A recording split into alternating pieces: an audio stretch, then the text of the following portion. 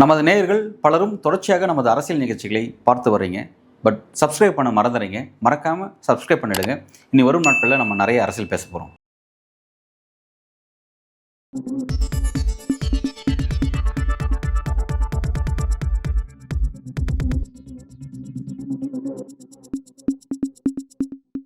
News focus Tamil நேயர்களுக்கு வணக்கம். இன்று நம்மோடு நேர்காணலில் இருந்திருக்கக்கூடியவர் நமது செய்தி ஆசிரியர் திரு அன்பழகன் அவர்கள். வணக்கம் சார். சார், ஜெகதீப் தன்கர் அவருடைய பதவி விலகல் குறித்து அமித்ஷா அவர்கள் பார்த்தீங்கன்னா ஒரு பிரத்யேக பேட்டி கொடுத்திருக்கிறாரு. அவருடைய பேட்டி நீங்க எப்படி பாக்குறீங்க? ஒரு முக்கியமான ஒரு பேட்டி. அவர் ஏஎன்ஐ செய்தி நிறுவனத்துக்கு அவர் பேட்டி கொடுத்துருக்காருன்னு பார்க்குறேன். அவர் பேட்டி கொடுத்தாருங்கிறதாண்டி பேட்டி கொடுக்க வேண்டிய ஒரு இடத்துக்கு தள்ளப்பட்டார் அப்படிங்கிறதான் பார்க்க வேண்டியதாக இருக்குது. ஏன் அப்படின்னா இந்த மழைக்கால கூட்டத்தொடர், இந்த பார்லிமெண்ட்டுடைய மான்சூன் செஷனுடைய இந்த ஃபர்ஸ்ட் நாளே ஒரு அதிர்ச்சி செய்தி. ஃபர்ஸ்ட் நாள் தன்னோட அலுவலகத்துக்கு அவர் தன்னோட பணியாற்றிட்டு அன்றைக்கு இரவுன்னு சொல்லலாம், திடீர்னு குடியரசுத் தலைவரோட அலுவலகத்துக்கு போயிட்டு தன்னோட ராஜினாமா கடிதத்தை கொடுத்துட்டு ட்விட்டரில் அறிவிக்கிறார், நான் ராஜினாமா பண்ணிட்டேன் அப்படின்னு அறிவிக்கிறார். அதுக்கப்புறம் ஒரு நாள் கழிச்சு தான் பிரதமர் மோடி கிட்டேருந்து அதை பற்றின ரெஸ்பான்ஸை வந்துச்சு அப்படின்னு பார்த்தோம். கடும் சர்ச்சை நிறைந்த ஒரு விஷயமா தான் இருந்துச்சு. ஆனால் அந்த செஷனை கம்ப்ளீட்டாக ரன் பண்ணுறதுக்காகவும் அந்த வீக்குக்கான ஷெட்யூல்ஸ் ஃபுல்லாகவே அவருடைய ஷெட்யூல் இருந்திருக்கு. அந்த வாரம் ஃபுல்லாகவே அவர் தான் நாடாளுமன்றத்தினுடைய ராஜ்யசபாவுடைய ஸ்பீக்கர். அவர் அப்போ அந்த ஸ்பீக்கருக்கான பொறுப்பை வகிக்கிறதுக்கான எல்லா விதமான ஷெட்யூல்ஸும் அவர் வச்சிருந்தார். திடீர்னு தான் அவர் அந்த முடிவு எடுத்தார் அப்படிங்கிறது எல்லாருக்கும் தெரிஞ்ச விஷயம். எதுக்கு திரும்ப அவரோட சப்ஜெக்ட் டாக் ஆஃப் த சப்ஜெக்டாக மாறுது அப்படின்னு பார்த்தீங்கன்னா, செப்டம்பர் 9 வைஸ் பிரசிடென்ட் எலெக்ஷன் இருக்கு. வைஸ் பிரசிடென்ட் எலெக்ஷன் இருக்கிறதுனால அந்த போஸ்ட், ஏன்னா இவர் வச்ச போஸ்ட், இவர் அந்த போஸ்ட்லேருந்து திடீர்னு ராஜினாமா பண்ணனால தான் இப்போ அங்கே எலெக்ஷன் அப்படின்னு பார்க்குறோம். இப்போ அதனால தான் இப்போ இந்த சப்ஜெக்ட் டாக்கிங் பாயிண்டாக மாறுது. ஏன்னா ஏற்கனவே விபி எலெக்ஷனுக்கான candidates Sudarshan Reddy versus CP Radhakrishnan அப்படின்ற மாதிரியான ஒரு ஃபைட் போயிட்டு இருக்கு. இப்போ அது சார்ந்த அரசியல் ரீதியான சில விவாத பொருட்கள் எப்பவுமே இங்கே இருந்துகிட்டே இருக்கும். ஸோ அதை பற்றி பேசப்படும் பொழுது தன்கர் என்னானாரு, தன்கர் எங்கே போனார் அப்படின்ற மாதிரியான அவர் தன்னோட பதவி ராஜினாமா பண்ணதுனால அதுக்கு எலெக்ஷனே வருது. அப்போ அவர் எங்கே போனார் அப்படிங்கிற மாதிரியான ஒரு கேள்வி ஆளுங்கட்சி நோக்கி வெளிப்படையாக எழுப்பப்பட்டு இருக்கு. ரெண்டாவது அவர் ஆளுங்கட்சி உறுப்பினர் நம்ம பார்க்க முடியாது. அவர் நாட்டினுடைய 2வது குடிமகன் அப்படின்னு தான் நம்ம பார்க்கணும். தன்கர் முன்னாள் நாட்டினுடைய 2ஆம் குடிமகன் அப்படின்ற மாதிரியான ஒரு பொறுப்பு அவர் எல்லாருக்குமானவர், தனிப்பட்ட பாஜக சொந்தமானவர் அப்படின்னு நம்ம பார்க்க முடியாது. ஸோ அப்படி இருக்கும் பொழுது எதிர்கட்சிகள் ஒரு தார்மீக கேள்வி எழுப்புறது கரெக்டு தான். ஆனால் கடந்த காலத்தில் இதே தன்கருக்கு எதிராக அவர் மீது நம்பிக்கையில்லா தீர்மானத்தை ஒரு வரலாற்றில் இதுதான் முதல் ஒரு நாடாளுமன்றத்தினுடைய சபாநாயகருக்கு எதிராக நம்பிக்கையில்லா தீர்மானம் கொண்டு வருதுங்கிறது இதுதான் ஆச்சரியமான விஷயம். எப்பவுமே ஆளுங்கட்சிக்கு எதிராக நம்பிக்கையில்லா தீர்மானம் கொண்டு வருவாங்க, அப்படி பார்த்துருப்போம். சரிங்க, பிரதமருக்கு எதிராக நடக்கும், மாநில முதல்வருக்கு எதிராக நடக்கும். ஆனால் முதல் முறையாக சபாநாயகருக்கு எதிராக நம்பிக்கையில்லா தீர்மானம் கொண்டு வந்தது இவருக்கு தான், அந்த பெருமான தன்கர் தான் சேரும். அந்த அளவுக்கு ரொம்ப ரேடிக்கலாக நடந்துட்டார், எக்ஸ்ட்ரீம் லெவலில் போயிட்டார். அவர் மாதிரி ரசிக்கும்படியாகவே அவர் நடந்துக்கல பார்லிமெண்ட்டுக்குள்ள, அந்த மாதிரி செஞ்சிட்டார். ஸோ அப்போ அவர் எதிர்த்த இதே எதிர்கட்சிலாம் இப்போ அவருடைய ராஜினாமாவும் கேள்வி கேட்குறாங்க. எதிர்கட்சிகள் தங்களோட ரோல் கரெக்டாகவே பார்க்குறாங்க. எங்களுக்கு வேண்டப்படாதுங்கிற செகண்டரி, அவர் எப்படி நடந்துக்கலாங்கிறது செகண்டரி. ஆனால் அவருக்கு ஒரு அநீதி இழைக்கப்பட்டிருக்கு அப்படிங்கிறத எதிர்கட்சிகள் பார்க்குறாங்க. அதுவும் குறிப்பாக ராகுல் காந்தி அவர்கள் அண்மையில் பேசினார். என்ன சொன்னார் அப்படின்னா, தன்கர் என்னானாரு, அவர் ஏன் தன்னோட பதவியை ராஜினாமா பண்ணார் அப்படின்றதுக்கு பின்னாடி ஒரு பெரிய கதை இருக்கு. அவர் ஏன் இப்போ மௌனமா இருக்காரு அப்படிங்கிறதுக்கு பின்னாடி ஒரு கதை இருக்கு. அதை நான் சொல்ல போறேன், லேட்டா சொல்ல போறேன்.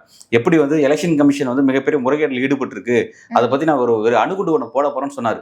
சொல்லிட்டு, ஏன்னா அதுக்கான ஆய்வு பணிகள் நடந்துட்டு இருந்துச்சு பாத்தீங்களா, நடந்துட்டு இருக்கிறதுனால அவர் அப்போ சொல்ல வேணாம் அப்படின்ட்டு ஒரு அணுகுண்டு மட்டும் போட போறேன்னு சொன்னாரு. அந்த ஆய்வு பணி முடிஞ்சு ரிப்போர்ட் வெளியே வந்ததும் டெல்லியில எல்லா மீடியாவும் கூப்பிட்டு ஒரு பிரஸ் மீட் வச்சு வெளிப்படையாக அந்த விஷயத்த சொன்னார்.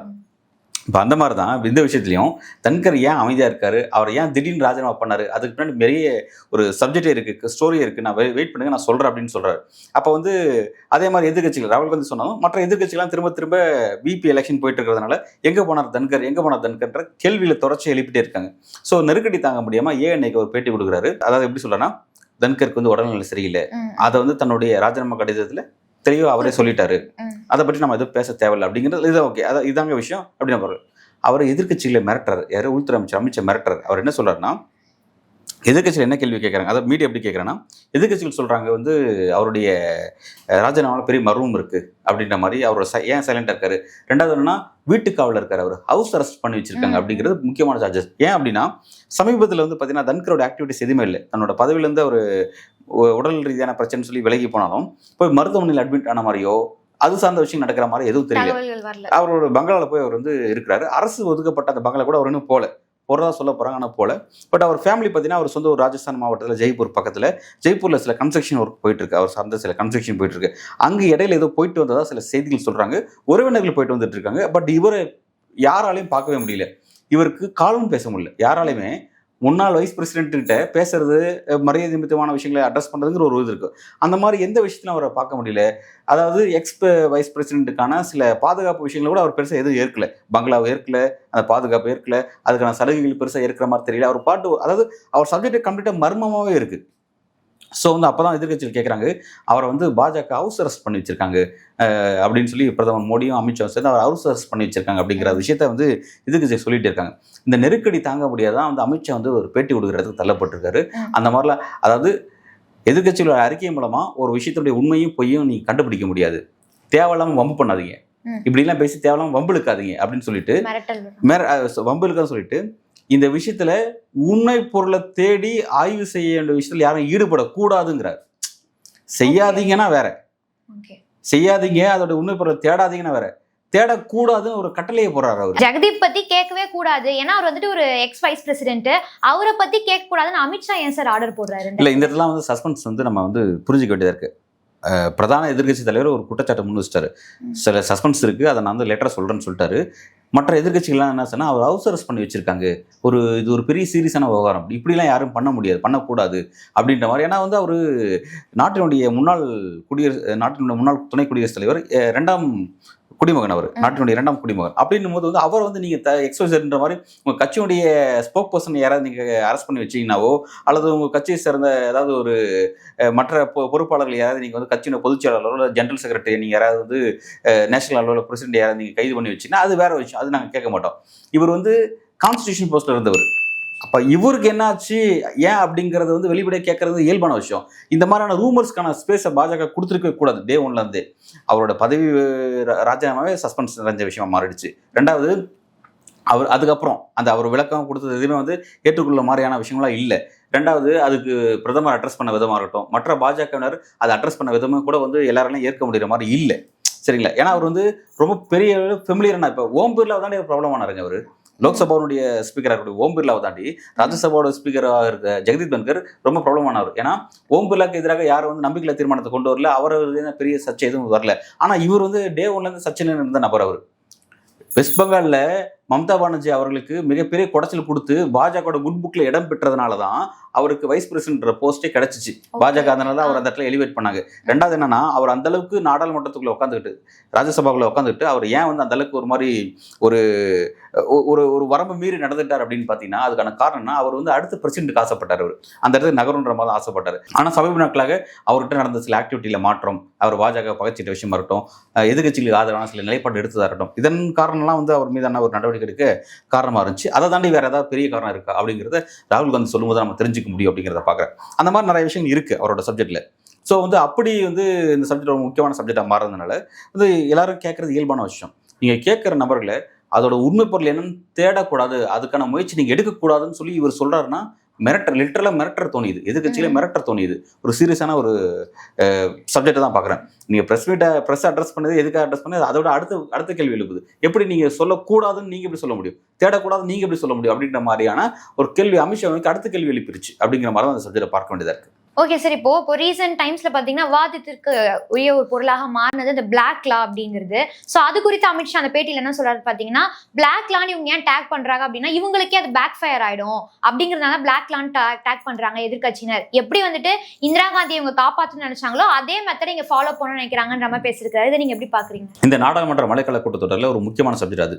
அதாவது 130வது அரசியலமைப்பு சட்டத்தினுடைய 130வது சட்ட திருத்தமா வந்து இந்த சட்டத்தை கொண்டு வராங்க. அதாவது சீரியஸான கிரைம் சப்ஜெக்ட் என்னன்னா ஒரு மசோதா கொண்டு வராங்க. அந்த மசோதா என்ன அப்படின்னா சீரியஸான கிரைம். அவங்க சொல்றது அப்படின்னா ஒரு 5 ஆண்டுகள் அல்லது 5 ஆண்டுகளுக்கு மேற்பட்ட வழக்கில் சிறை தண்டனை குற்றச்சாட்டு உட்பட்டு சிறை தண்டனை உள்ளாகக்கூடிய நபர்கள், அந்த சிறை தண்டனைங்கிறது 30 days கம்ப்ளீட் ஆகிடுச்சுனாவே, 31 daysக்கு உள்ளே போயிட்டாவே அவங்க வந்து தங்களுடைய கான்ஸ்டிடியூஷன் போஸ்ட்டை வந்து ரிசைன் பண்ணணும் அப்படிங்கிறது சட்டமாக மாறுது.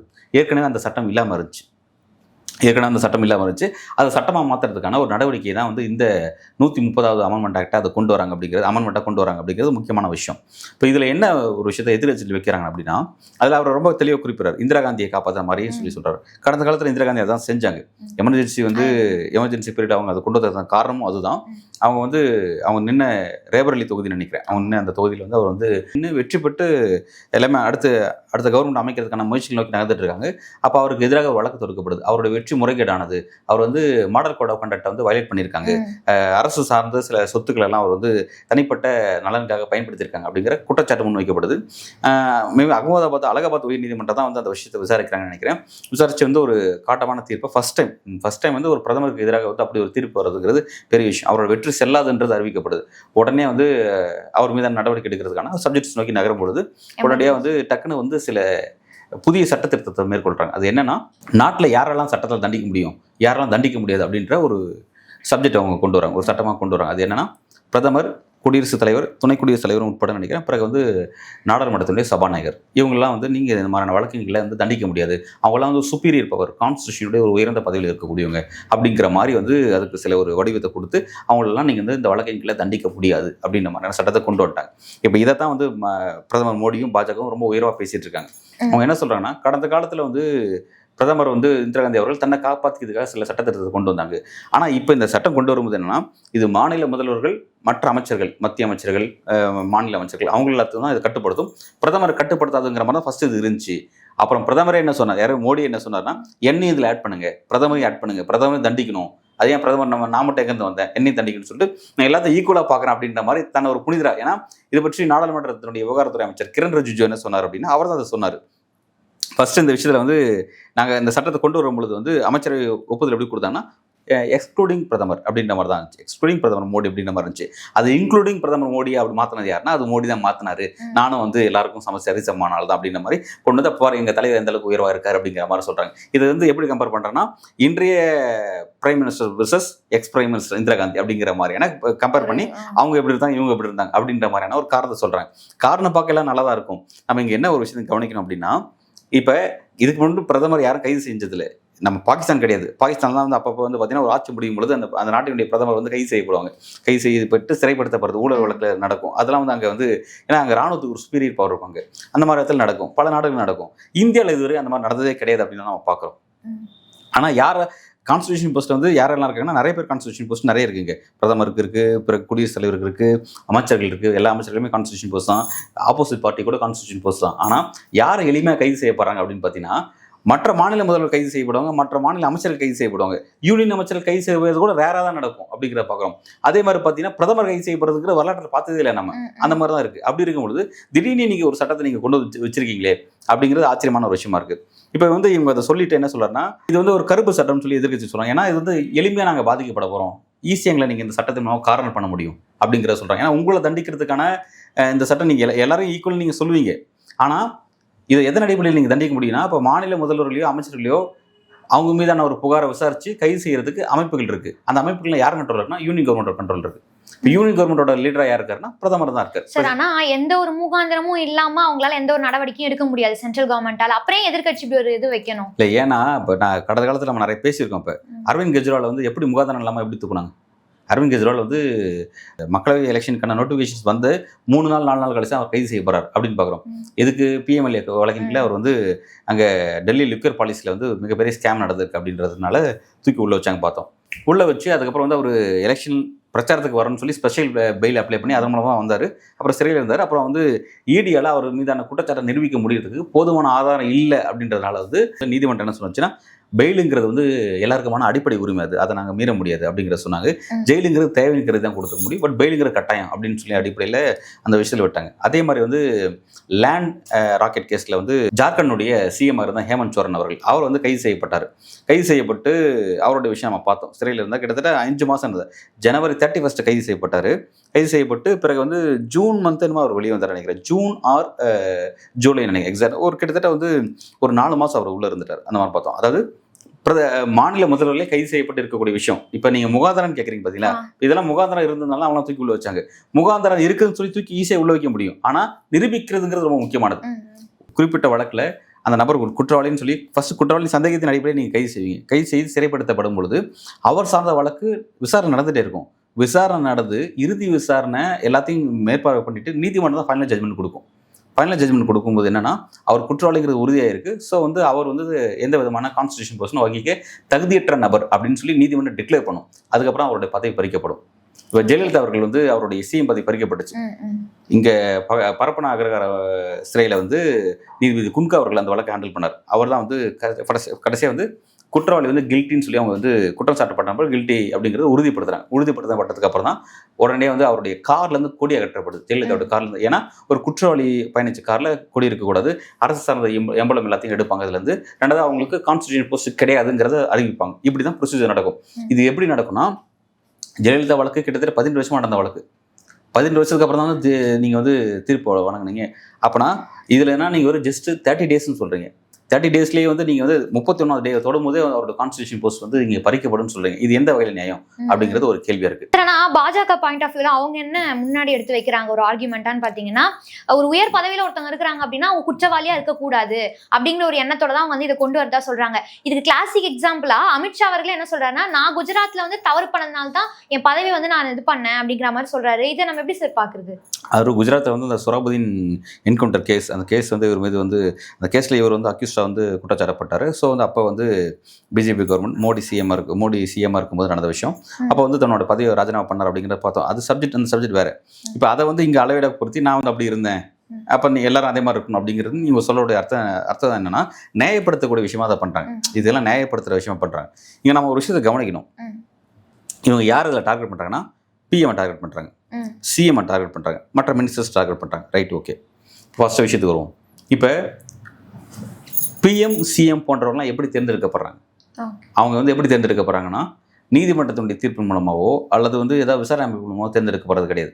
அவங்க வந்து என்னன்னா, இப்போ தமிழ்நாட்டை எடுத்துகிட்ட வந்து கிட்டத்தட்ட வந்து 234 சட்டமன்ற தொகுதி, 118 மேஜிக் மார்க், 118 எம்எல்ஏ இருந்தால் ஒரு கட்சி ஆட்சி அமைக்கலாம். ஒரு அந்த 118 எம்எல்ஏ ஒன்றா சேர்ந்து ஒரு சிஎம்ஐ தேர்ந்தெடுக்கலாம். இதுதான் ப்ரொசீஜர். இப்போ 118 எம்எல்ஏக்களும் 118 எம்எல்ஏக்கள் எப்படி தேர்ந்தெடுக்கப்படுறாங்கன்னா, மக்களால் தேர்ந்தெடுக்க போகிறாங்க. அப்போ அவங்கெல்லாம் சேர்ந்து ஒன்றா ஒருத்தர் வந்து சிஎம்ஐ தேர்ந்தெடுக்கிறதுங்கிறது ஒரு நாடாளுமன்றத்துக்குள்ள இருக்கிற ஒரு சுப்பீரியர் ப்ரொசீஜர். இது கான்ஸ்டியூஷன் வரையறுக்கப்பட்ட ஒரு ப்ரொசீஜர். இதே மாதிரி பிஎம்க்கு 273 எம்பிஸ்லாம் ஒன்றா சேர்ந்து ஒரு எம்பியை தங்களோட பிரதமராக தேர்ந்தெடுப்பாங்க. இது அமைச்சர் எல்லாம் சேர்ந்து எல்லா எம்பிகளும் சேர்ந்து ஒப்புதலோட ஒருத்தர் தேர்ந்தெடுக்கப்படுவார். அவர் தான் வந்து பிரதமராக இருப்பார். இப்படி தான் வந்து ப்ரொசீஜர் இருக்குது. இதெல்லாம் சட்டமன்றத்துக்கும் நாடாளுமன்றத்துக்கும் இருக்கக்கூடிய ஒரு நிர்வாக ஸ்ட்ரக்சர்.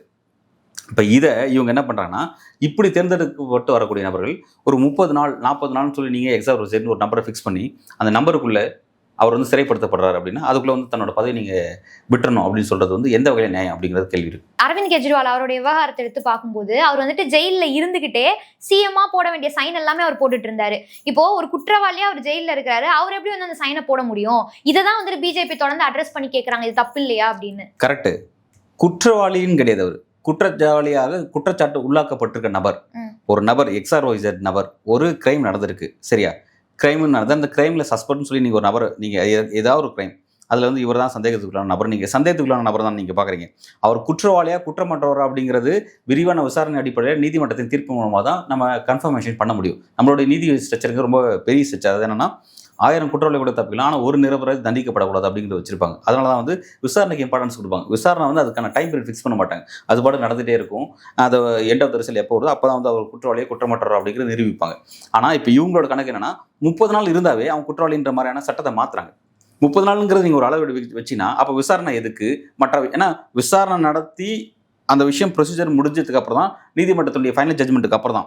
அதுவும் ஜட்மெண்ட் எப்படின்னு கீழமை கோர்ட்டில் மாவட்ட மேஜிஸ்ட்ரேட் ஒரு ஜட்மெண்ட் வந்தால் கூட அது நீங்கள் அப்பீல் போனால் ஹைகோர்ட்டுக்கு, அங்கே போய்ட்டு அப்பீல் பண்ணி வச்சுக்கோங்க. அங்கேருந்து உங்களுக்கு ஏதாவது உங்களுக்கு சாதகமான தீர்ப்பு நீங்கள் சுப்ரீம் கோர்ட் வரலாம். உங்களுக்கு இவ்வளோ ப்ரொசீஜர்ஸ் இருக்குது. எண்ட் ஆஃப் த ரிசல்ட் வந்து சுப்ரீம் கோர்ட்டில் தான் உங்களுக்கு வரும். சுப்ரீம் கோர்ட்டில் கூட பார்த்தீங்கன்னா உங்களுக்கு வந்து சீராய்வு மனு, மறு ஆய்வு மனுன்னு சொல்லி சில விஷயங்கள்லாம் இருக்குது, சில கூடுதலான சலுகைலாம் இருக்குது. இதெல்லாம் இவ்வளோ ப்ரொசீஜர், இதெல்லாம் நீங்கள் கடந்து வரதுக்கு சில பல டைம், அது வருஷக்கணக்காக ஆகும். ஆனால் ஜஸ்ட் வரும் 30 நாள் அப்படின்ற மாதிரி நீங்கள் வச்சுக்கிட்டு அப்படின்னா வந்து இதில் நீதித்துறை ஸ்ட்ரக்சரை நீங்கள் கம்ப்ளீட்டாக டெமாலிஷ் பண்ணுறீங்க. நீதித்துறையே தேவையில்லைங்கிறீங்க. ஈஸியாக இப்போ ஒன்றும் இல்லை, இப்போ சுப்பீரியர் பவர் யாருக்கு இருக்குன்னு பார்க்குறீங்க. இதில் இப்போ இடிக்கும் சிபிக்கும் சுப்பீரியர் பவர் இருக்குது. இன்கம் டேக்ஸ் கிடையாது. இன்கம் டேக்ஸ் வந்து ரைடு பண்ணுவாங்க, பட் அவங்களுக்கான அரெஸ்ட் பவர் கிடையாது. பட் சிபிஐ உள்ள வந்தாவோ அல்லது இடி வந்தாவோ, இடிக்கு வந்து அந்த பிஎம்எல்ஏக்கில் வானளாவிய சட்டத்தை வானளாவிய அதிகாரத்தை கொடுத்து வச்சிருக்காங்க. அது உலக அளவில் கொண்டு வந்த ஒரு முக்கியமான சட்டம்.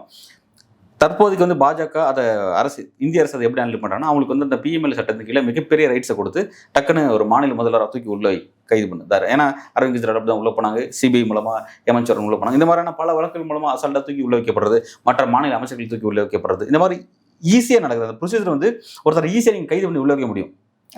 இடியில் பிஎம்எல்ஏ இன்னொரு விஷயம் இருக்குது, அதுவும் ஒரு கேஸ் நடந்துட்டு இருக்கு. அது என்னன்னா, இப்போ இடி வந்து பிஎம்எல்ஏ கைது பண்ணுறாங்க அப்படின்னா, கைது பண்ணிட்டு உனக்கான ப்ராப்பரான சார்ஜ் ஷீட் உன்ட்ட கொடுக்க மாட்டாங்க.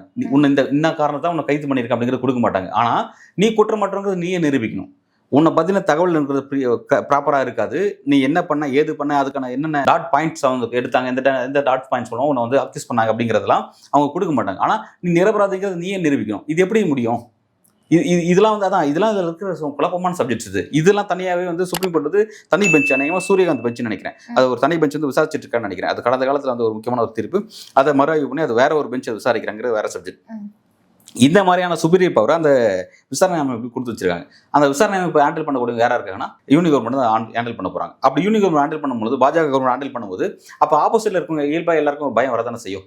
அதாவது அது பயமா இல்லையோ, அது பயம் சரியானது தான். ஏன்னா நீங்கள் கடந்த காலத்தில் இந்த மாதிரியான விசாரணை அமைப்புகளை உங்களோட பர்சனல் கெயினுக்காக யூஸ் பண்ணியிருக்கீங்க, பொலிட்டிக்கல் ரீதியாக ஆதாயம் அடைவதற்காக நீங்கள் யூஸ் பண்ணியிருக்கீங்க அப்படிங்கிறது நம்ம நிறைய உதாரணம் நம்ம பார்த்துருக்கோம். ஓகே சார், இதெல்லாம் ஒரு பக்கம் இருந்தாலுமே இப்போ வந்து பார்த்தீங்கன்னா நீங்கள் லைனாக என்ன சொல்கிறீங்கன்னா, பிஜேபி வந்துட்டு நீதித்துறைக்கான அந்த ரெஸ்பான்சிபிலிட்டியை டெமாலிஷ் பண்ணுறாங்க, எதிர்கட்சியை தாக்குறதுக்கு இதை பயன்படுத்துகிறாங்க அப்படின்னு நம்ம நிறைய பாயிண்ட் ஆஃப் வியூ வைக்கிறீங்க.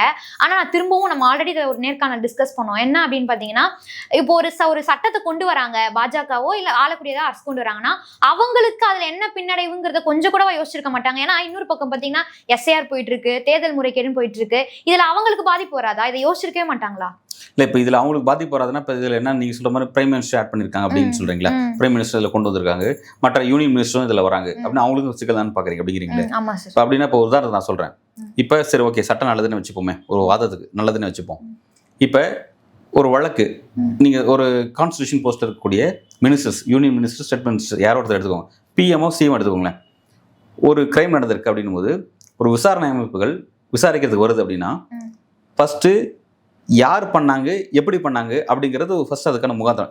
இந்த கிரைம் நடந்திருக்கு, இந்த கிரைம் அடிப்படையில் இவர் தான் வந்து சஸ்பெக்ட் அப்படின்ற மாதிரியான விஷயத்தை நோக்கி வருவாங்க. அப்படி இருக்கும்போது இந்த 10 வருஷத்தில் நீங்கள் பார்த்துக்கீங்க, 10-11 வருஷம் ஆயிடுச்சு. இந்த 11 வருஷத்தில் எந்த விசாரணை அமைப்பிலாது இங்கே பல குற்றச்சாட்டு, இப்போ எதிர்கட்சிகளும் ஆளுங்கட்சி மீது குற்றச்சாட்டு முன் வச்சிருக்காங்க. ஒன்றும் இல்லை, எலெக்ஷன் கமிஷன் மீது இவ்வளோ குற்றச்சாட்டு முன் வச்சிருக்காங்க. இந்த விஷயம் எப்படி விசாரிக்கப்படுதுங்க?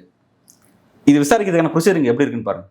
விசாரிக்கிறது பார்த்தீங்கன்னா இதனால் வரையும் எலெக்ஷன் கமிஷன் மீது ஒரு குற்றச்சாட்டு வச்சான்றதுக்காக ராகுல் காந்திக்கு எதிராக எலெக்ஷன் கமிஷன் இதுவரை எந்த விதமான சட்ட நடவடிக்கை எடுக்கவே இல்லை. இது வந்து வேற கட் அண்ட் ரைட் அப்படியே ஜஸ்ட் ஒரு பிரஸ் மீட்ல அட்ரஸ் பண்ணிட்டு கடந்து போயிட்டு இருக்காங்க. இங்க ஒரு நீங்க நினைச்சு பாருங்களேன், 7 கோடி 8 கோடி மக்கள் இருக்க இடத்துல ஜஸ்ட் ஒரு 25 நாள் 30 நாள்ல மிகப்பெரிய சர்வே எடுத்து முடிச்சிட்டாங்களா எலெக்ஷன் கமிஷன். இது நம்பர் மாதிரி இருக்க ஃபர்ஸ்ட். இது எப்படி இது உங்களை இவ்வளவு மெக்கானிசம் இருக்குன்னா நீங்க வந்து சென்சஸ் எடுத்துக்க வேண்டியதான். சென்சஸ் எடுக்காம எவ்வளையா மக்களை போட்டு பாடாப்படுத்துவீங்க. 2011 எடுத்த சென்சஸ் இன்னைக்கு 2025, கிட்டத்தட்ட 15 வருஷம் சென்சஸ் எடுக்காம இருக்கீங்க. எங்க எவ்வளவு மக்கள் தொகை ஏறி இருக்குங்கிறது உங்களுக்கு எப்படி தெரியும்? நீங்க மக்கள் தொகை எவ்வளவு தெரியாம எப்படி நீங்க திட்டத்தை கொண்டு வரீங்க? திட்ட அமலாக்கத்துறை என்ன பண்ணுது? ஸ்டாட்டிஸ்டிக்ஸ் டிபார்ட்மெண்ட் என்ன பண்ணுது? நீங்க எப்படி வந்து இந்த விஷயத்தை நீங்க எக்ஸிக்யூட் பண்ணிட்டு இருக்கீங்க? ஒரு கவர்மெண்ட் நிர்வாகமே நடக்காது. எந்த விதமான டேட்டாவெல்லாம் நீங்க கவர்மெண்ட் ரன் பண்ணிட்டு இருக்கீங்க. இப்படி இதெல்லாம் வச்சுக்கிட்டு நீங்க வந்து ஒரு வித்தின் ஒரு மந்த் கூட இல்லை, நீங்கள் வந்து ஒரு ஸ்டேட்டில் வந்து நீங்கள் வந்து ஈஸியாக எஸ்ஐஆர் எடுத்து முடிப்பீங்கன்னா இவ்வளோ பேர் இந்தியாவிலையும் 140 கோடி மக்கள் சொல்கிறாங்க, அப்ராக்சிமேட்டாக சொல்கிறாங்க. இதை எடுத்து முடிக்கிறதுக்கு உங்களுக்கு தெரிஞ்ச 6 மாதம் அதிகம், உங்களுக்கு போதும். 6 மாதம் போதும் சென்சஸ் எடுக்கிறது. அதே வந்து இவ்வளோ எடுக்காமல் இருக்கீங்க. எங்கே போய் ஓடி ஒளிஞ்சிருக்கீங்க சென்சஸ் எடுக்காமல்? உங்களால் ஒரு ஸ்டேட்டில் வந்து இந்த வாக்காளர் பட்டியல் தயார் பண்ண முடியுது அப்படின்னும் போது, டிராஃப்ட் வரை வாக்காளர் பட்டியல் தயார் பண்ணும்போது ஒட்டுமொத்த நாட்டுக்கு சென்சஸ் எடுக்க வேண்டியதான் நீங்கள். அதாவது இந்த அரசை நோக்கி கேள்வி எழுப்புறது 1000 கேள்விகள் இருக்கு. பாஜகவுக்கு பிரச்சனை அப்படின்னா மாநில முதல்வர்கள் தவறு பண்றாங்கன்னா அவங்கள விசாரிக்கிறதுக்கு இந்த அமைப்புகள்லாம் இருக்கு.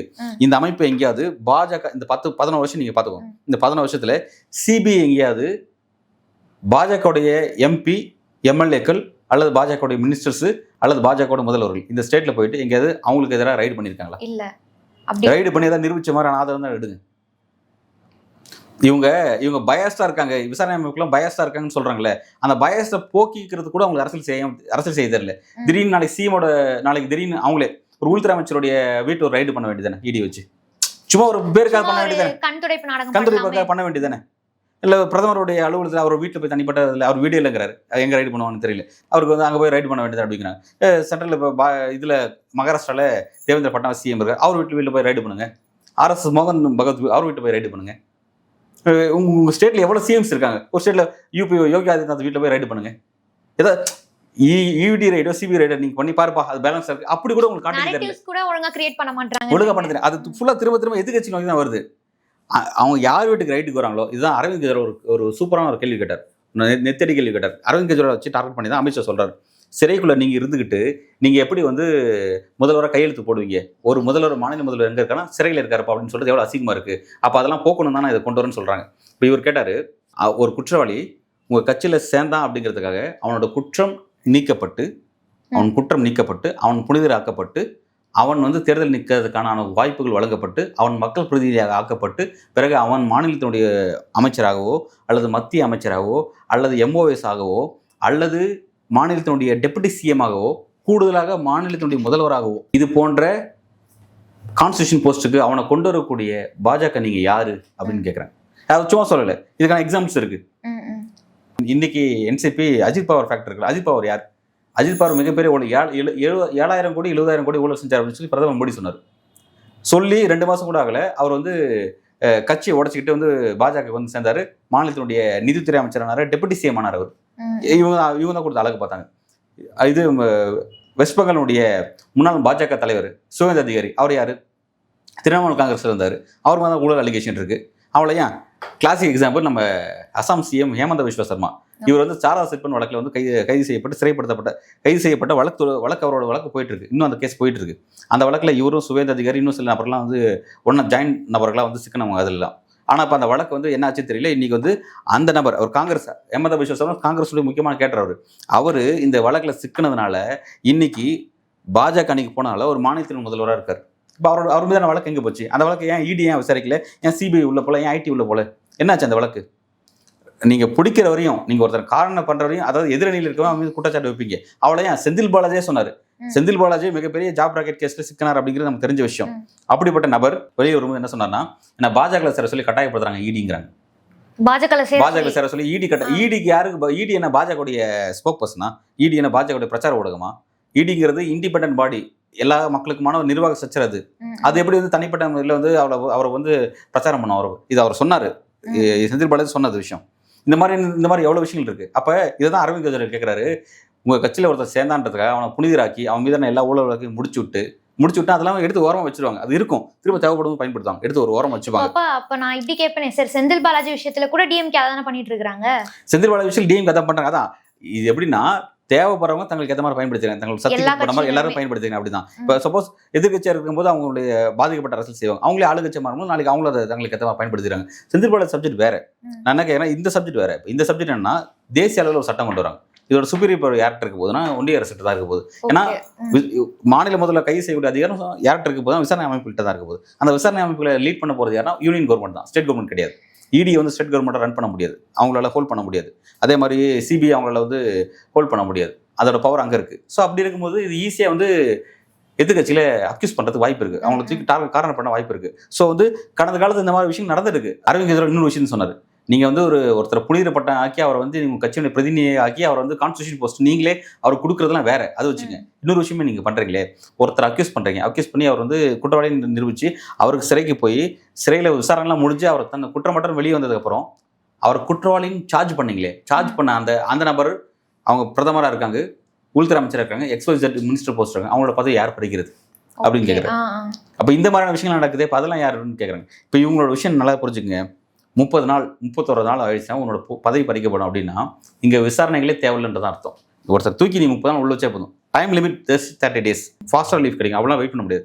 31 நாள் அது மணியை பார்த்து உட்காந்துட்டு இருப்பாங்க. டைம் கிராஸ் வச்சுன்னு தூக்குடா, பதவி தூக்குடா, சிம்பிளாக தூக்கி முடியும். இது மூலமாக என்ன தெரியுங்களா, நான் ஏற்கனவே சொல்லியிருக்கேன், ஒரு மாநிலத்தினுடைய சிஎம் யாராக இருக்காங்களோ அவங்க தான் அந்த கட்சியினுடைய மாநில கட்சியினுடைய தலைமை பெறுதல் இருப்பாங்க. ஸோ அவங்களை தூக்கி நீங்கள் உள்ள வைக்கிறோம், அந்த கட்சி ஈஸியாக கலக்கலத்த முடியும், ஈஸியாக குதிரை பரத்தை செய்ய முடியும், ஈஸியாக அந்த எம்எல்ஏக்களை வாங்க முடியும், ஈஸியாக மற்ற நீ அந்த கட்சிக்குள்ள புகுந்து நீங்கள் இவங்கெல்லாம் அபகரிக்க முடியும், மொத்த மாநில அரசியல் அவங்களை கையகப்படுத்த முடியும். ஒரே ஒரு எம்எல்ஏ வச்சுக்கிட்டு மொத்த மாநிலத்தை கைப்பற்றின அந்த அரசியல் அதிசயத்தெல்லாம் வந்து அருணாச்சல் பிரதேசில் பாஜக காமிச்சிருக்காங்க. அதெல்லாம் வந்து ரீசன்ட் எக்ஸாம்பிள். ஸோ அப்படி இருக்கும்போது ஒரு எம்எல்ஏ வச்சு அவங்களால செய்ய முடியும் போது அவங்களுக்கு ஒரு 10 எம்எல்ஏ 20 எம்எல்ஏ கிடைச்சதுன்னா அவங்க எவ்வளோ வேலையை செய்வாங்க. இன்னும் இந்த மாதிரி சட்டங்கள்லாம் பார்த்தீங்கன்னா அவங்களுக்கு கேக்வாக் மாதிரி ஒரு மாநிலத்தினுடைய அரசியல ஈஸியாக தோக்குற மாதிரி. இதனால இப்போ அவங்களுக்கு ஆதரவு கொடுத்துட்டு இருக்க நிதிஷ்குமாருக்கும் சந்திரபாபு நாயுடுக்கும் பிரச்சனை இருக்குங்க. ஏன்னா அவங்களே மாநில கட்சி, இதெல்லாம் மாநில கட்சி இருக்க எல்லாருக்கும் சிக்கல். ஏன்னா மாநில கட்சி இருக்கிறவங்க இப்போ ஃபர்ஸ்ட் பெரிய தேசிய கட்சிக்கு விஷயம் வேற, காங்கிரஸோ இல்லை பாஜகவோ அது வேற, சரிங்களா? ஃபர்ஸ்ட் தேசிய மாநில கட்சி தான் பிரச்சனை. ரீஜன் பாடி இருக்கக்கூடாதுன்னு நினைக்கிறது எங்களோட மெயின் பாலிடிக்ஸ். அதை நோக்கி தான் அவங்க ஒர்க் பண்ணிட்டு இருக்காங்க. நீங்க நல்லா கவனிச்சு பாருங்க, நிர்வாக அமைப்பு சிதைக்கக்கூடிய வேலையில திரும்ப திரும்ப இவங்க செஞ்சுட்டே இருக்காங்க. இது நல்லா இதோட அர்த்தம் என்னன்னா, மொத்தம் இந்தியாவினுடைய 4 தூண்கள் சட்டமன்றம், நாடாளுமன்றங்கள் மற்றும் நீதித்துறை மற்றும் நிர்வாகம் மற்றும் ஊடகம் அப்படிங்கிற விஷயம். சரியா? இப்போ இவங்க இதன் மூலமா என்ன பண்றாங்கன்னா, நீதித்துறையை சைலண்ட் பண்றாங்க, சட்டமன்ற நாடாளுமன்றத்தை சைலண்ட் பண்றாங்க. யாருக்கு சுப்பீரியர் பவர்னா எக்ஸிக்யூட்டிவ் சுப்பீரியர் பவர். எதுனா நிர்வாக ஸ்ட்ரக்சருக்கு சுப்பீரியர் பவர் கொடுக்குறாங்க. ஏன்னா நிர்வாக ஸ்ட்ரக்சர் தான் இடி, ஐடி போன்றதெல்லாம். இடி, ஐடி, சிபிஐ இதெல்லாமே அவங்க அந்த விசாரணை அமைப்புகள் ஒரு மாநில முதல்வரையோ இல்லை மாநில அமைச்சர்களையோ வெறும் 30 நாள் தூக்கி சிறையில் வச்சாங்கன்னா முடிஞ்சது அவனுடைய கான்ஸ்டியூஷன் பதவி பறிக்கப்படும் அப்படிங்கிறது ஈஸியாக கொண்டு வராங்க. அப்போ இதன் மூலமாக என்னன்னா, இங்கே ட்ரையலுங்கிறது தேவையில்லை, ஒரு குறிப்பிட்ட வழக்கில் ட்ரையலே தேவையில்லை. நீதிமன்றத்தோட தீர்ப்புல இவங்க இதன் மூலமாக கொண்டு வர போகிறாங்க. நீதிமன்ற தீர்ப்பு எப்படிங்க இவங்க முடிவு பண்ண முடியும்? இந்த 130 அமெண்ட்மெண்ட் மூலமா எப்படி இவங்களால நீதிமன்ற தீர்ப்பு இவங்க எப்படி வழங்க முடியும்? ஜெயலலிதா வழக்கு 18 வருஷமா நடந்துச்சுங்க. 18 வருஷத்துக்கு அப்புறம் தான் அவங்க குற்றவாளிங்கிறது நிறுவனமாச்சு. இவங்க ஒரு 30 நாள் சொல்றாங்க. இப்போ இதை நம்ம எப்படி எடுத்துக்கிறதுன்னு தெரியல. அப்போ இங்க நீதித்துறை தேவை கிடையாது, நாங்களே தீர்ப்பு எழுதிக்கிறோங்கிறாங்க. சட்டமன்ற நாடாளுமன்றம் சரி சட்டத்தை ஏற்ற தேவை. இப்போ அவங்க இந்த சட்டத்தை எப்படி கொண்டு வராங்க? நாடாளுமன்றத்து மூலமாக கொண்டு வராங்க. கொண்டு வந்து இப்போ நாடாளுமன்றத்துக்கு பவர் இல்லாத மாதிரி ஆக்குறாங்க. யார் சிஎம் ஆகணும், யார் பிஎம் ஆகணுங்கிறது இந்த சட்டம் முடிவு பண்ணிக்கும். இந்த சட்டத்தை நாங்கள் தான் ஹேண்டில் பண்ண போறோம், நாங்கள் பார்த்துக்கிறோம். அதாவது என்னன்னா, இந்தியாவை இனிமேல் நிரந்தரமா பாஜக மட்டும் தான் ஆள போகுது, பிரதமர் மோடி, அமித்ஷா மட்டும் தான் ஆள போறாங்க அப்படிங்கிற மாதிரி அவங்க கனவு கண்டுட்டு இருக்காங்க. நாளைக்கு இது அவங்களுக்கே பேக் ஃபயர் வருங்கிறதுலாம் அவங்களுக்கு தெரியாது. எப்படி சட்டம் ஆச்சு நாளைக்கு அவங்களுக்கும் பெரிய சிக்கல் இருக்கு. ஆனா இது எதிர்கட்சிகள் ஸ்டில்லும் இன்னும் ஃபைட் கடுமையாக பண்ணிட்டு தான் இருக்காங்க. அதை நம்ம மறந்துட முடியாது. இப்ப நாடாளுமன்றம், சட்டமன்றம் இதன் மூலயமா தான் தேர்ந்தெடுக்கப்பட்டு ஒரு தலைவரா அவங்க தேர்ந்தெடுக்கப்படுறாங்க. ஒரு பதவி அப்படிங்கிறது அவங்களுக்கு கொடுக்கப்படுது. இருப்பினும் அவங்க நிர்வாகத்துக்கு இந்த அளவுக்கு ஒரு அட்வான்டேஜ் கொடுப்பதற்கான காரணம் என்ன? இதுல இவங்களுக்கு என்ன கெயின் கிடைக்க போகுது? டோட்டலாக இவங்களுக்கு இந்த ஆட்சி அதிகாரத்தில் வருவதற்கு ஒரு வாய்ப்பு கிடைச்சதுக்கப்புறம் மொத்த கான்ஸ்டியூஷனை தலைகீழாக மாற்றது முடிவு பண்ணிட்டாங்க. அவங்க கான்ஸ்டியூஷன் பல மாறுதல்களை கொண்டு வரதுக்காக தான் 400+ வரும்னு சொல்லி 24 எதிர்பார்த்தாங்க. அது அவங்களுக்கு கிடைக்காத போது இப்போ இருக்கிறத வச்சுட்டு அதை செய்கிறதுக்கான முயற்சியை மேற்கொண்டுட்டு இருக்காங்க. இருக்கிற 241 தான் பாஜக இருக்குது. மற்ற நிதிஷ், சந்திரபாபு நாயுடு இவங்களோட ஆதரவை வச்சுக்கிட்டே அவங்களால அந்த மெஜாரிட்டியில் இருக்கிற மாதிரியான ஒரு ஆட்டத்தை அவங்க போட்டுட்டு இருக்காங்க அப்படிங்கிறத நான் பார்க்குறேன். இதில் இப்போ நிர்வாகத்தை ஏன் கூடுதல் பவர் கொடுக்குறது மூலமாக நிர்வாகத்தில் இருக்கக்கூடிய இடி, சிபிஐ இதுக்கு தான் சுப்பீரியர் பவர் கொடுக்க போகிறாங்க. ஏன்னா இடியும் சிபியும் ஈஸியாக ஒருத்தர் அக்யூஸ் பண்ணி கைது பண்ண முடியும். சில இங்கோட்டு சில டாட்ஸ் மட்டும் இருந்தால் போதும். இவங்க இன்னும் கோழி திருடனை மட்டும் தான் இடி மூலம் கைது பண்ணல. இங்க மற்றபடி எல்லா இடத்துக்கும் உள்ள வந்துட்டாங்க. அதுக்கு அளவு வச்சிருக்காங்க. 1 கோடியா எக்ஸாக்டா மறந்துட்டேன், நம்பர்ஸ் இருக்கு. அந்த நம்பர்ஸை கிராஸ் ஆச்சுன்னா போதும். ஊழல் வழக்கில் அந்த ஊழலுடைய அமௌண்ட் எவ்வளோ, அந்த அமௌண்ட்டுடைய வேல்யூ இந்த ஒரு அளவு தான். அந்த ஒரு கிராஸ் பண்ணி இடிசியாக உள்ள வந்துடும். அமௌண்ட் அது பாருப்பா, அந்த அமௌண்ட்டுக்காக நான் உள்ள வந்திருக்கு அப்படிமா, அவ்வளோதான்.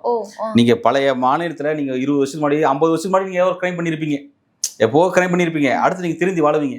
நீதிமன்றத்தின் உத்தரவு பேர்ல இதெல்லாம் நீங்க திருந்தி கூட வாழ்ந்துட்டு இருப்பீங்க. நாளைக்கு உங்களுக்கு ஒரு வாய்ப்பு கிடைச்சி ஒரு பொலிட்டிக்கல் பார்ட்டியில தலைவராகிறதுக்கோ ஏதோ ஒரு ஆகிறதுக்கோ உங்களுக்கு வாய்ப்பு கிடைச்சி நீங்க வளர்ந்து வருவீங்களே, அப்ப அந்த வழக்கு எடுத்துட்டு கொண்டு வருவாங்க. நீ அன்னைக்கு ஒரு கோழி திருண்ண பாத்தியா, அந்த கோழி திருநதல் மூலமா உன்ட்ட எவ்வளவு பெரிய பிரச்சனை ஆச்சு தெரியுமா? அந்த கோழி மூலமா இத்தனை ஆயிரம் கோழிக்கு நீ அந்த ஒரு கோழி இத்தனை கோழி உருவாகி இருக்கும், இத்தனை கோழி மூலமா அது இவ்வளவு பெரிய பண்ணை உருவாக்கும், ஒரு பண்ணையினுடைய ஊழலை நீ மொத்தமா செஞ்சு முடிச்சிருக்க அப்படின்னு ஏதாவது ஒன்று ஜோடிச்சு கொண்டு போயிட்டு உள்ள நீ அதை நிரூபிச்சு வெளியே வரதுக்கே 30 நாள் கடந்துருங்க. பார்த்தா உங்களுக்கு கான்ஸ்டியூஷன் போஸ்டிங் இருக்காது. இந்த அளவுக்கு இதை உள்ள கொண்டு வந்துட்டு இருக்காங்க. இப்ப நிர்வாகத்துக்கு கூடுதல் பவர் கொடுக்கறது மூலமா பிரதமர் மோடி இந்தியாவுடைய பிரதமர் ஆனதுக்கு அப்புறம் இந்தியாவுடைய மைய பொருளா இருக்கக்கூடிய அந்த இந்துத்துவ அரசியலை மட்டும் அவர் டிஸ்டர்ப் பண்ணல. டோட்டலாக அவர் எல்லா விஷயத்தையும் டிஸ்டர்ப் பண்ணியிருக்காரு. அதாவது இந்த மாதிரியான விசாரணை அமைப்புகளுக்கு வானளவை அதிகாரத்தை கொடுத்து அவங்களை கண்ட்ரோல் எடுக்கிறது மூலமா அது செய்கிறது மட்டும் இல்லாமல் கான்ஸ்டியூஷன் போஸ்ட்டில் இருந்தக்கூடிய முக்கியமான நபர்களுக்கே இன்றைக்கி பெரிய சிக்கல். நமக்கு இந்த பிரச்சனை எங்கேருந்து ஆரம்பித்தோம்? இவர் நம்ம தன்கர்லேருந்து ஆரம்பித்தோம். தன்கர் வைஸ் பிரசிடென்ட் கான்ஸ்டியூஷன் போஸ்ட்டில் இருந்தவர். அவர் இன்னைக்கு என்ன ஆனாருன்னு தெரியலன்ற மாதிரி நம்ம அதை பேசிகிட்டு இருக்கோம். இதுக்கு முன்னாடி அருண் கோயல்னு சொல்லிட்டு தலைமைச் செயலாளர் எலெக்ஷன் கமிஷனர் இருந்தார். அருண் கோயல்னு சொல்லிட்டு இதுக்கு முன்னாடி எலெக்ஷன் கமிஷனர் இருந்தார். அவர் திடீர்னு தன்னோட பதவி ராஜினாமா பண்ணார். எப்படி தன்கர் ஒரு ஓவர் நைட்டில் தன்னோட பதவி ராஜினாமா பண்ணாரோ அதே மாதிரி அவரும் பண்ணார். அவர் எங்கே போனாரும் தெரியல. அவர் அநேகமாக இன்னும் இதே மாதிரி ஒரு கான்ஸ்டியூஷன் போஸ்ட்ல தன்னோட பதவி ராஜினாமா பண்ணதுக்கப்புறம் அவர் தூக்கி தூதராக போட்டிருக்காரு. அநேகமாக இவர் தான் நினைக்கிறேன். அருண் கோயல் தான் தூதராக. இந்தியாவில் இருக்க மாட்டாங்க. இந்தியாவுக்கான வெளிநாட்டு தூதர் வேற ஒரு நாட்டை பணியமர்த்தப்படுவாங்க. அவங்களை நீங்க ரீச் அவுட் பண்ண முடியாது.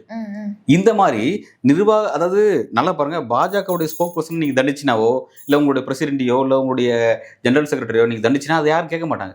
நீங்க யாரை நீங்க இங்க டச் பண்றீங்கன்னா எல்லாருக்குமான ஒரு ரெப்ரஸன்டேட்டிவா இருக்காங்க. நிர்வாகத்துடைய ஒரு அதிகாரியா இருக்காங்க. அது எல்லாருக்குமானது. நிர்வாகங்கிறது எல்லாருக்குமானது. அதை இவங்க கொஞ்சம் கொஞ்சமா கையகப்படுத்திட்டு வராங்க.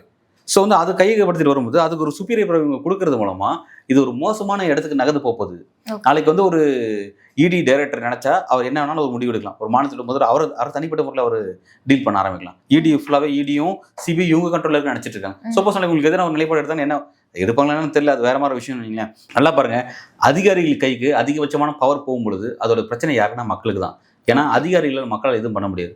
ஆட்சியாளர்களை மக்கள் எதுனாலும் பண்ணலாம். ஆட்சியாளர்களை வந்து மக்கள் வந்து 5 வருஷத்துக்கு வரும்போது தண்டிக்க முடியும். ஆனா அதிகாரிகள் கைட்டு இந்த ஓவர் பவர் நீங்க கொடுத்து வச்சீங்கன்னா அதிகாரிகள் எதுவும் பண்ண முடியாது. அவங்க ஒன் டைம் வந்தாங்கன்னா அந்த ஏஜ் பீரியட் முடிகிற வரை அவங்க தான் இருப்பாங்க.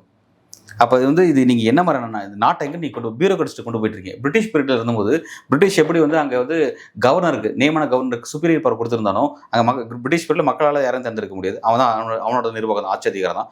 கவர்னருக்கு சுப்பீரியர் பவர் கொடுத்துருந்தான். நீங்கள் ஆல்ரெடி கவர்னர் சுப்பீரியர் பவர் கொடுத்துருக்கீங்க. நீங்கள் யாரெல்லாம் கொடுக்குறீங்க பாருங்க.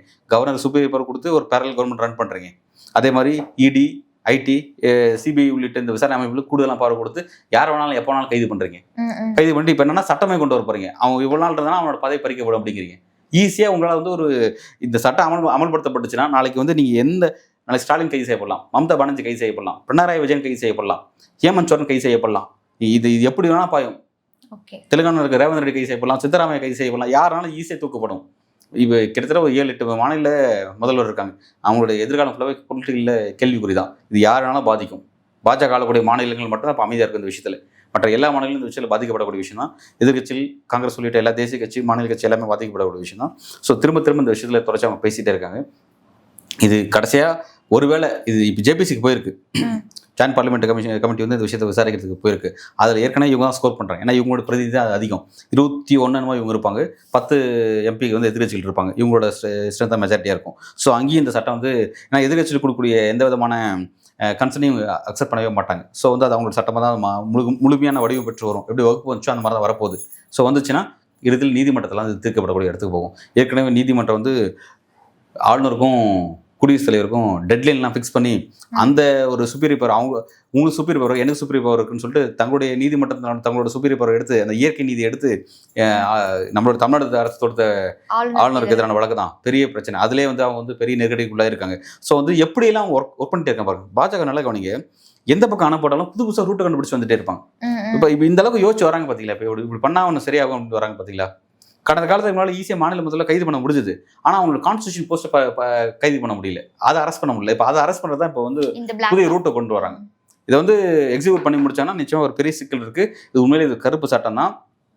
எப்படி கான்ஸ்டியூஷனில் அதாவது ஏற்கனவே சொன்ன மாதிரி பழைய மக்கள் பிரதிநிதிகளாக சேர்ந்து முடிவு செய்யக்கூடிய ஒரு பிரதமர்களையும் ஒரு முதல்வர்களையும் இவங்க எப்படி வந்து ஒரு இடி அதிகாரியோ அல்லது வந்து சிபிஐ அதிகாரியோ எப்படி அவங்களால முடிவு பண்ண முடியும். அந்த இடத்துக்கு அதிகாரத்தை கொண்டு போய் வைக்கும் பொழுது ஒரு பெரிய பிரச்சனை இருக்க தான் நம்ம பார்க்குறோம்.